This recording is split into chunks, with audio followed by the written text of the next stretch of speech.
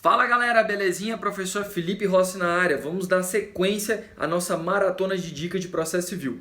Muitas pessoas mandaram lá no Instagram algumas dúvidas sobre revelia. Então vamos falar um pouco de revelia. O que seria o Instituto da Revelia e as suas consequências?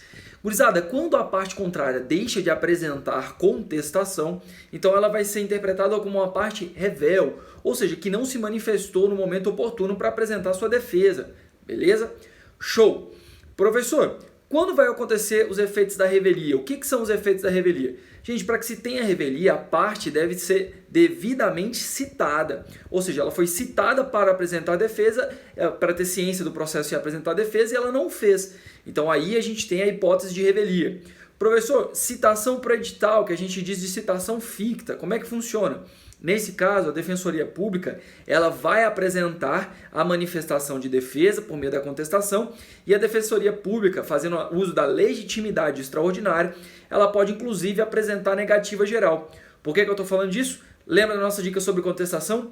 Toda matéria de defesa deverá ser apresentada no momento da contestação, princípio da eventualidade. Então aqui tu tens que ficar atento ao seguinte, no caso, ainda que não seja apresentado uma controvérsia, esclarecida a controvérsia, nesse caso, quando fala de negativa geral, não vão incidir aqueles efeitos a partir do momento que eu vou presumir a veracidade. E aí então essa ideia de presunção de veracidade é que a revelia é o bizu para a gente pegar.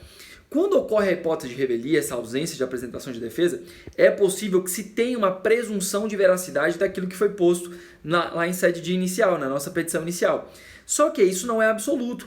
Por quê? Porque existem direitos que são indisponíveis, como por exemplo a saúde. Quando a gente fala de direitos que naquela circunstância eu preciso esclarecer melhor, fazer uma aclaração. Então, por exemplo, digamos que o juiz não ficou convencido, então ele vai lá e precisa de mais provas ainda para entender sobre o sentido da demanda, ou se de fato o autor tem razão.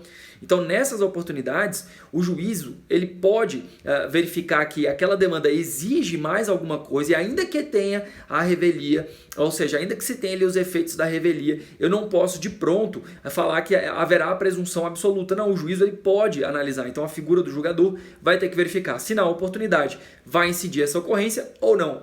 Professor, show! E se no caso tiver faltando ali elementos circunstanciais? Então o julgador, obviamente, ainda que exista a revelia, ele não vai poder julgar procedente a ação somente em razão da revelia, tá bom? Ele tem que analisar os autos como um todo.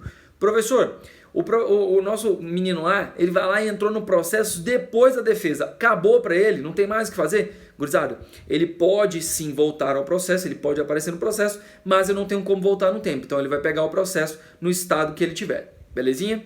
Show! Dica do momento para vocês. Até a próxima.